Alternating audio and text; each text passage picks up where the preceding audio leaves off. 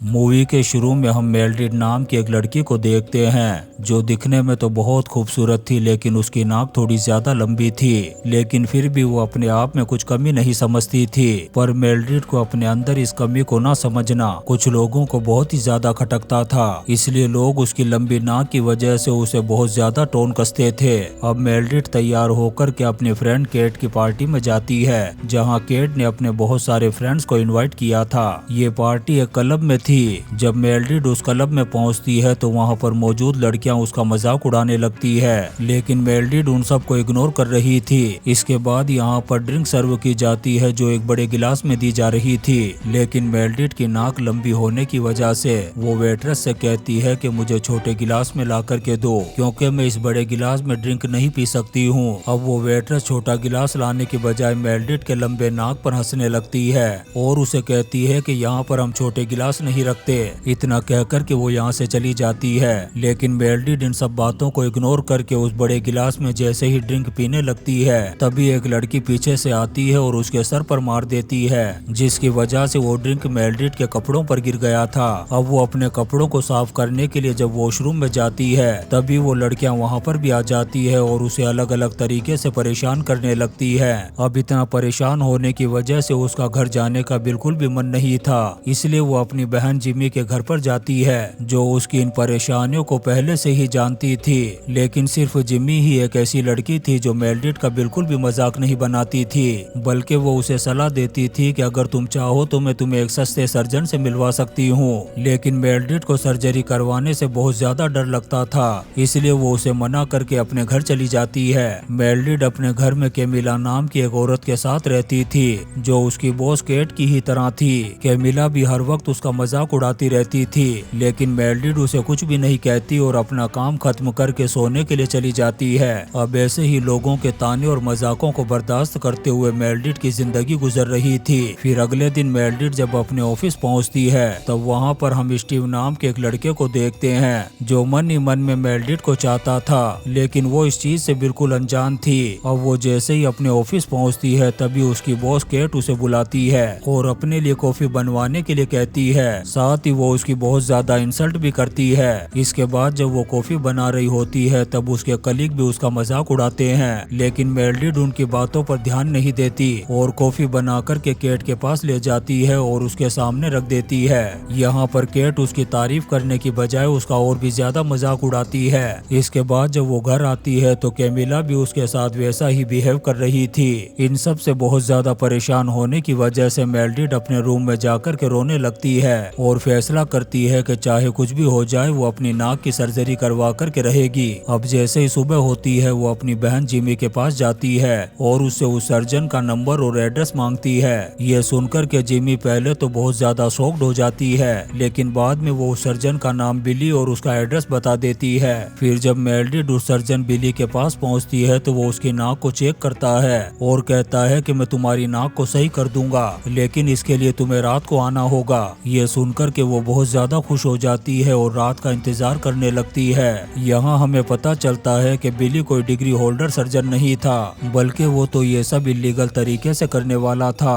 अब जैसे ही रात होती है, मेल्डिड बिली के घर पहुंच जाती है। उस वक्त बिली नशा कर रहा था, लेकिन ये उसका रिकॉर्ड था कि उससे कोई भी सर्जरी फेल नहीं हुई थी। अब यहाँ पर वो पूरा दिल लगा कर के मेल्डिड की सर्जरी करना शुरू कर देता है। पहले तो वो उसे एनेस्थीसिया देता है और फिर सर्जरी करने लग जाता है। तभी अचानक से दो खतरनाक गुंडे आ जाते हैं जो बिली को धमका रहे थे। दरअसल बिली नशा करने का आदी था, इस वजह से वो बहुत सारे लोगों का कर्जदार हो चुका था और उसने कुछ पैसे इन गुंडों से भी उधार लिए थे और अब ये लोग उससे पैसे वसूलने के लिए यहाँ पर आए थे। बिली उन्हें थोड़े से पैसे पकड़ा करके यहाँ से जाने के लिए कहता है, साथ ही उन्हें कहता है कि मैं जल्दी ही तुम्हारे सारे पैसे लौटा दूंगा। लेकिन ये लोग तो बिली को सबक सिखाना चाहते थे।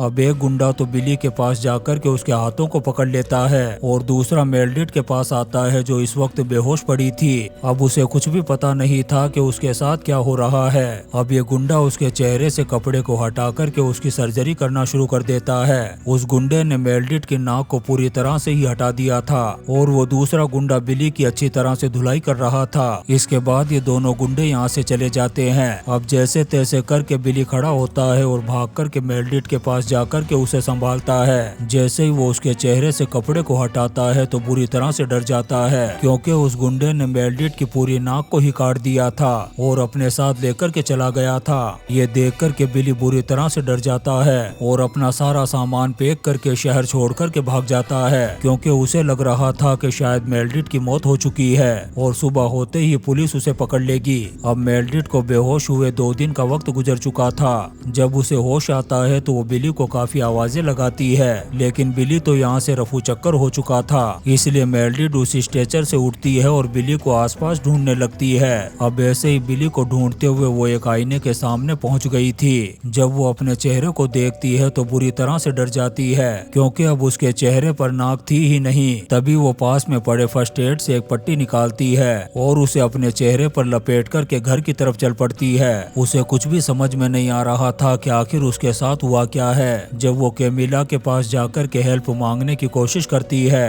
तो कैमिला उसके चेहरे को देख कर के बुरी तरह से डर जाती है। वो मेल्डिट से कहती है कि तुम्हें ये घर छोड़ कर के जाना होगा। तब मेल्डिट उसके सामने रोने और गिड़गिड़ाने लगती है कि प्लीज मेरी हेल्प करो, लेकिन कैमिला उसकी मदद करने के लिए तैयार नहीं होती। इससे मेल्डिट को खतरनाक गुस्सा आ जाता है और वो एक चाकू लेकर के कैमिला के ऊपर स्टेप कर देती है, जिससे यहीं पर कैमिला की मौत हो गई थी। कैमिला को मारने के बाद तो जैसे मेल्डिट पर खून सवार हो गया था। अब उसे उन सभी पर गुस्सा आ रहा था जिसने उसकी नाक का मजाक उड़ाया था। अब वो अपने साथ हुए इस भयानक कांड का जिम्मेदार अपनी बहन जिमी को मान रही थी, लेकिन असल में मेल्डिट को तो पता ही नहीं कि उसके साथ हुआ क्या था, क्योंकि वो तो बेहोश पड़ी थी। अब यहाँ से वो जिमी के घर पर पहुँचती है, जो इस वक्त बात ले रही थी। मेल्डिट को लग रहा था कि ये सब कुछ जिमी ने जानबूझकर के किया है। यहाँ पर वो सबसे पहले जिमी को बेहोश करती है। फिर जब जिमी को होश आता है तो वो अपने चेहरे को मिरर में देख कर के डर जाती है, क्योंकि मेल्डिट ने उसके चेहरे को पूरी तरह से बिगाड़ दिया था।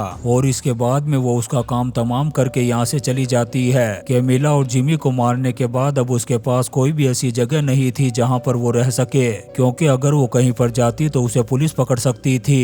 इसलिए वो एक पार्क में जाती है और वहाँ पर ड्रिंक करके सो जाती है। जब सुबह उसकी आंख खुलती है तो वो अपने आसपास बहुत सारे लोगों को देखती है, जिन्हें देख कर के वो पहले तो बुरी तरह से डर जाती है। फिर उनसे पूछती है कि आखिर तुम लोग हो कौन। तब वो लोग उसे बताते हैं कि हम छोटे मोटे गुंडे हैं और हम ही तुम्हें यहाँ पर उठा कर के लाए हैं। दरअसल इन गुंडों को उसकी ऐसी हालत देख कर के तरस आ रहा था और वो उसकी मदद करना चाहते थे। वो मेल्डिट से बहुत सारे सवाल पूछते हैं, लेकिन वो कोई जवाब नहीं देती। इसके बाद ये लोग उसे एक मास्क देते हैं, जिसे पहन कर के वो बहुत खुश हो गई थी और बिना कुछ कहे एक बच्चे की तरह खुशी से कूदती हुई वहाँ से चली जाती है। इसके बाद वो उस मास्क को लगा कर के अपने ऑफिस में पहुँचती है और यहाँ पर जो भी उसके सामने आ रहा था वो उसे मौत के घाट उतारती जा रही थी, क्योंकि इन सभी लोगों ने उसकी लंबी नाक का मजाक उड़ाया था। क्योंकि अगर ये लोग उसका मजाक नहीं उड़ाते तो वो कभी भी बिली के पास नहीं जाती और उसकी ऐसी हालत नहीं होती। अपनी ऑफिस में लाशों के ढेर लगाने के बाद ये उस क्लब में पहुंचती है जहां की वेटर्स और लड़कियों ने उसका मजाक उड़ाया था। यहाँ पर भी जो भी उसके सामने आ रहा था वो उसको दूसरी दुनिया में पहुंचाती जा रही थी। इन लोगों को मार कर के मेल्डिट को एक अजीब सी खुशी महसूस हो रही थी। अब ऐसे ही लोगों को मारते हुए उसके सर पर एक ऐसा जुनून सवार हो चुका था जिससे वो सभी लोगों को अपना दुश्मन समझने लगी थी। उसे ऐसा लग रहा था कि इस दुनिया में सिर्फ खूबसूरत लोगों की ही वैल्यू है और अगर कोई कम खूबसूरत होता है तो लोग उसका बहुत ज्यादा मजाक उड़ाते हैं और उसे ताने देते हैं। इसी वजह से वो लोगों को बड़ी बेरहमी से मौत के घाट उतार रही थी और जब वो लोगों को तड़पता हुआ देखती तो उसे बहुत खुशी मिलती थी और इसी तरह से उसने बहुत सारे कत्ल कर दिए थे। मेल्डिट को सबसे ज्यादा नफरत खूबसूरत लड़कियों से थी, इसलिए वो उन्हें इतना बदसूरत बना देती थी कि फिर उन्हें मारने की जरूरत ही नहीं पड़ती थी, बल्कि वो लड़की अपना चेहरा देख कर के खुद को ही खत्म कर लेती थी। अब ऐसे ही उसने अपने सारे दुश्मनों का काम तमाम कर दिया था और सिर्फ उसकी बॉस केट ही बची हुई थी। दरअसल जिस दिन वो ऑफिस में लोगों को मारने के लिए गई थी उस दिन केट वहाँ पर नहीं थी। उधर हम केट को देखते हैं जो अपनी 2 दोस्तों के साथ जंगल में वीकेंड मना रही थी।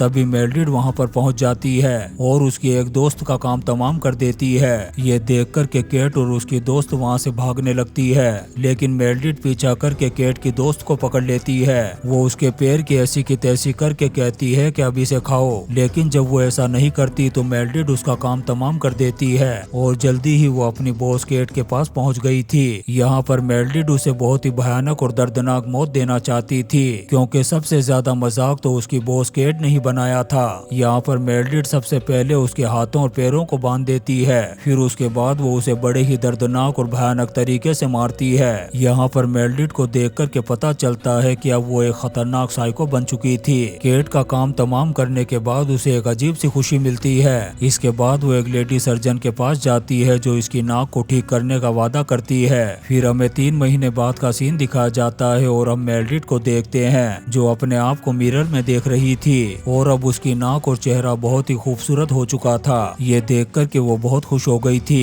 और स्टीव के साथ रहने का फैसला करती है और इसी सीन के साथ ये शानदार मूवी ग्रोटेस्क्यू खत्म हो जाती है। दोस्तों, हम आपके लिए ऐसी ही इंटरेस्टिंग मूवीज एक्सप्लेन करते रहेंगे, तो आप चैनल को सब्सक्राइब जरूर करें और लाइक और कमेंट्स भी करें। Thank you.